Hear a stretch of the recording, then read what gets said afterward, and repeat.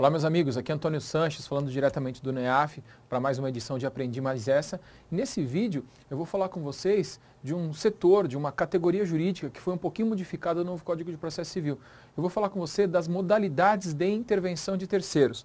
Então, vamos dar uma olhada como é que era e vamos dar uma olhada como é que ficou no novo Código de Processo Civil, como que era no Código anterior e como ficou no novo Código de Processo Civil o sistema da intervenção de terceiros. Vamos dar uma olhada na lousa, que eu acho que a gente consegue visualizar de uma maneira mais tranquila. Bom, a gente tinha o Código de Processo Civil de 73 e a gente tem agora o CPC de 2015. Então, o Código de Processo Civil de 73, ele começava essa história dividindo a assistência como fora das modalidades de intervenção de terceiros. É claro que a doutrina já ia falar que a assistência, empiricamente, essencialmente, a natureza jurídica da assistência sempre foi uma modalidade de intervenção de terceiros. Mas o código assim não categorizava, ele colocava fora. De qualquer forma, o novo Código de Processo Civil resolveu essa questão. Ele colocou a assistência como uma das modalidades de intervenção de terceiros. Só apagar aqui para a gente entender, então, a lista das modalidades. O Código de Processo Civil anterior, ele começava as modalidades de intervenção de terceiros falando da oposição. Oposição, lembrando que é uma ação, sempre teve na mesma natureza jurídica, não é? É uma ação movida por alguém contra duas outras pessoas que já controvertem em um processo a respeito de uma coisa. Quando esse autor da oposição entender que ele é o titular daquela coisa e não aquelas pessoas que controvertem. Então, na verdade, desde o Código de Processo Civil passado, a natureza da oposição já era essa, já era de ação. E aí o que o novo Código de Processo Civil fez? Ele tirou a oposição do sistema das modalidades de intervenção de terceiros e colocou lá a oposição como um procedimento especial de jurisdição contenciosa. Então, não é que oposição deixou de existir, ela continua existindo, só que ela não é mais categorizada como uma modalidade de intervenção de terceiros, e sim é um procedimento especial de jurisdição contenciosa. Então, em relação à oposição, nós ficamos aqui em termos de intervenção de terceiros com um vazio pela recategorização de maneira acertada essa recategorização pelo novo Código de Processo Civil. Além disso, depois da oposição, nós tínhamos a nomeação à autoria.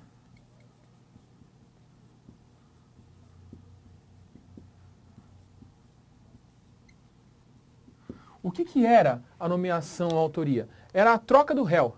Então o réu estava sendo processado, ele entendia que não era para figurar no polo passivo da demanda, ou porque ele não era o responsável pela conduta na medida em que ele agiu em nome de terceiros, e aí ele falava isso, ele falava, olha, eu quero sair e eu quero que outra pessoa venha para o meu lugar. É engraçado o nome, né? Nomeação à autoria, dá a impressão que tem a ver com o autor. Mas, na verdade, a nomeação à autoria do fato que ensejou a demanda. O autor do fato que ensejou a demanda é o réu, e aí ele vai efetivamente pedir para sair da qualidade de réu. A nomeação à autoria foi outra que saiu do sistema da intervenção de terceiros. A nomeação à autoria não é mais intervenção de terceiros e não é mais um procedimento especial de jurisdição contenciosa, como ficou a oposição no novo Código. Ela é um incidente dentro da contestação. Então, se o réu, na contestação, alegar ilegitimidade, o autor tem a oportunidade de trocar de réu, de insistir contra esse réu, ou de trazer aquele terceiro, mantendo esse réu original, e aí formar um litisconsórcio passivo. Então, a nomeação à autoria deixa de ser uma modalidade de intervenção de terceiros e passa a ser um incidente a partir da contestação. Então, nomeação à autoria no código anterior, no sistema aqui das modalidades de intervenção de terceiros, nós temos também o vácuo. Por outro lado, nós tínhamos a denunciação da lide.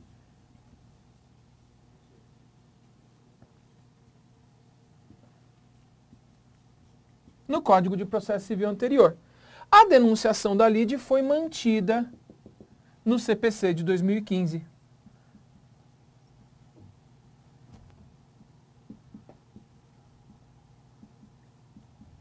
A denunciação da lide foi mantida no CPC de 2015. Ela foi aprimorada, ok? Ela foi aprimorada, muito aprimorada em duas particularidades, que foi a proibição de várias denunciações da lide sucessivas. Existe a possibilidade de denunciação da lide sucessiva, mas é uma só.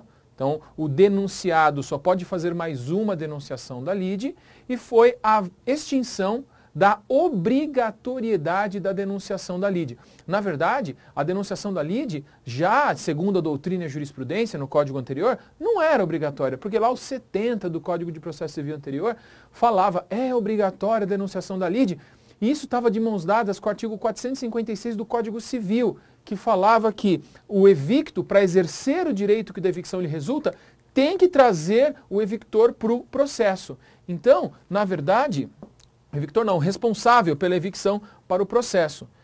O novo Código de Processo Civil não só alterou a redação do CPC, como revogou o artigo 456 do Código Civil. Se você der uma olhadinha lá, o 456 do CC está revogado pelo Código Civil, justamente para deixar absolutamente claro que não é mais obrigatório exercer a denunciação da lide sob pena de perda do direito de demandar o responsável pela evicção. Não, não. Aquele que sofre evicção, ele pode demandar o responsável pela via da denunciação da lide, ou ele pode fazer isso por uma ação autônoma em outro momento. Então, lógico que houve outras alterações, mas a ideia desse vídeo é dar um panorama sobre o sistema da intervenção de terceiros, como ele era no CPC de 73 e como ele ficou no CPC de 2015. Então, notem que a assistência foi corretamente inserida no rol das modalidades, a denunciação da lide foi mantida, nós temos o chamamento ao processo.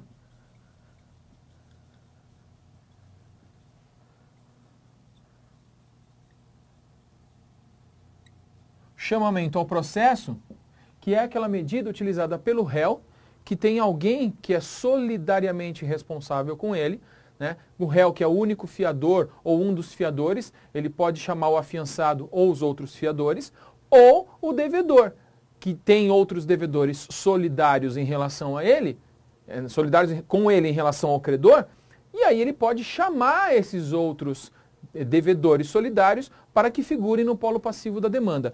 Isso é o chamamento ao processo, e o chamamento ao processo foi reproduzido no CPC de 2015.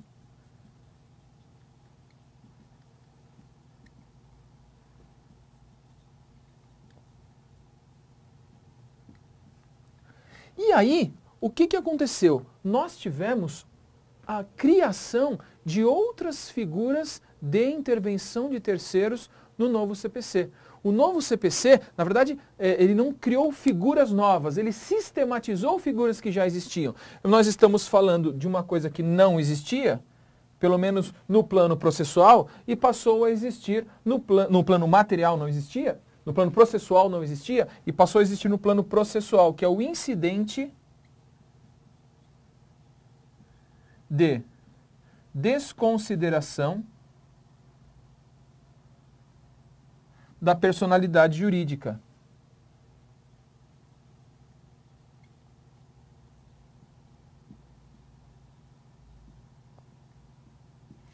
Espetacular iniciativa do novo Código de Processo Civil. Porque o que acontece? A desconsideração da personalidade jurídica, ela é algo que vem sendo tratada pelo direito material desde meados do século passado. As leis, primeiro a doutrina, a jurisprudência e depois a incorporação pelo sistema positivado da desconsideração da personalidade jurídica, mas isso foi acontecendo no direito material. Então nós temos o Código de Defesa do Consumidor, que estabelece lá no artigo 28 a possibilidade. Nós temos a Lei 9.605, que é a Lei dos Crimes Ambientais, que estabelece a possibilidade de desconsideração. Nós temos o Código Civil de 2002, que estabelece lá no artigo 50 a possibilidade de desconsideração. Mas todos esses diplomas normativos são diplomas de natureza material. Não tinha um sistema processual para implementar essa desconsideração da personalidade jurídica.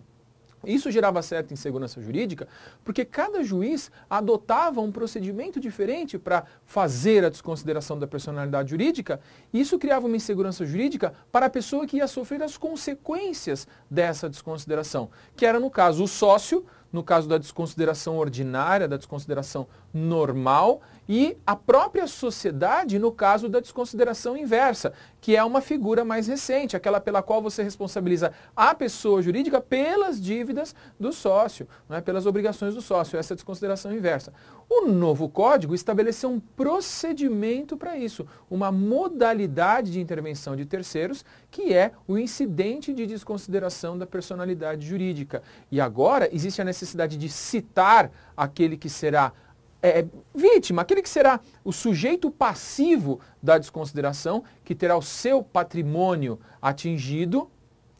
Você vai citar esse sujeito passivo e ele vai ter o direito de se defender especificamente a respeito da decisão que eventualmente desconsiderar a personalidade jurídica. Então, uma excelente iniciativa do novo Código de Processo Civil ao estabelecer a desconsideração da personalidade jurídica agora no plano processual. E por fim, nós tínhamos uma figura que não existia no Código de Processo Civil de 73, embora já existisse no direito positivo, nas leis que cuidam do controle concentrado de constitucionalidade, só que só se aplicavam aos procedimentos do controle concentrado de constitucionalidade, a DIN-ADCOM. Agora foi trazido esse instituto para o Código de Processo Civil e se aplica a todas as modalidades de procedimento comum, pelo menos que preenchidos os requisitos estabelecidos lá pelo Código de Processo Civil, que é o amicus curiae.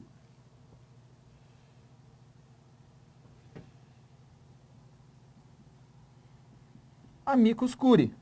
Amicus curiae, em latim, significa amigo da corte. Mas quando eu estou dando aula lá para a faculdade, quando eu vou explicar o amicus curiae, eu falo que ele é alguém que dá pitaco no processo, que ele fala a opinião dele no processo. E é isso, o amicus curiae, o amigo da corte, ele não vai buscar favorecer um ou outro. Quem favorece um ou outro é o assistente. A assistência serve para isso. O amicus curiae, ele serve para dar um posicionamento técnico a partir do que ele entende melhor para o caso concreto. É óbvio que ele vai acabar fazendo o juiz eventualmente pender para um lado ou para o outro na hora de decidir. Então ele faz parte dos argumentos de convencimento do magistrado. Mas a essência do amicus curiae é permitir que o órgão jurisdicional possa dar uma melhor decisão, uma decisão embasada em conceitos mais técnicos, em informações mais precisas, a partir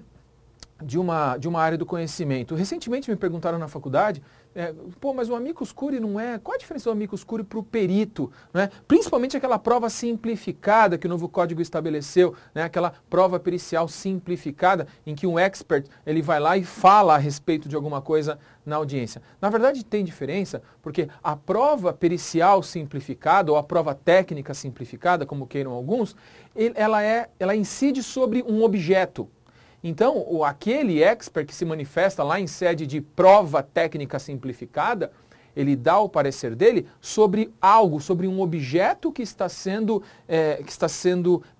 periciado, mas que ele está sendo analisado para constatar ou não a ocorrência de um fato.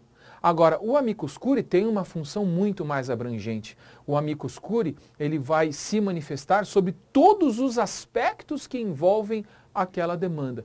Então, apesar de mecanicamente ser muito parecido, quer dizer, o expert lá na perícia simplificada fala para o juízo e o amicus curiae também fala para o juízo, a função do amicus curiae é muito mais abrangente. E outra, a função do amicus curiae não é simplesmente falar. Ele pode até, em algumas hipóteses, preenchidos determinados requisitos, recorrer da decisão. Então é uma atuação muito mais ampla, que inclusive pode ser regulada em cada caso concreto pelo órgão jurisdicional, que vai especificar quais os poderes do amicus curiae naquele processo. Então é bastante diferente, é muito mais amplo. É uma figura que existia no controle concentrado de constitucionalidade e foi trazida para o novo Código de Processo Civil. Então, esse é o panorama que nós temos no CPC. A assistência foi mantida e agora topograficamente incluída no rol de modalidades de intervenção de terceiros, a oposição deixa de ser uma modalidade de intervenção de terceiros e passa a ser um procedimento especial de jurisdição contenciosa, a nomeação ou autoria deixa de ser uma modalidade de intervenção de terceiros e passa a ser um incidente a partir da contestação. Então o réu contesta, o juiz simplesmente abre prazo para o autor se manifestar, a denunciação da lide foi mantida, o chamamento ao processo foi mantido e foram incluídas duas novas modalidades. O incidente de desconsideração da personalidade jurídica para trazer características processuais para algo que só era tratado pelo direito material, conferindo muito mais segurança jurídica, principalmente para aquele que vai ter contra si uma personalidade jurídica desconsiderada, e o amicus curiae, que já existia na seara processual, mas ele não existia para todas as modalidades. O amicus curiae, ele só existia efetivamente para os casos em que a lei estabelecesse, principalmente o controle concentrado de constitucionalidade. Ok, meus amigos? Então esse é o nosso Aprendi Mais Uma de hoje. É isso aí, um abraço e até a próxima.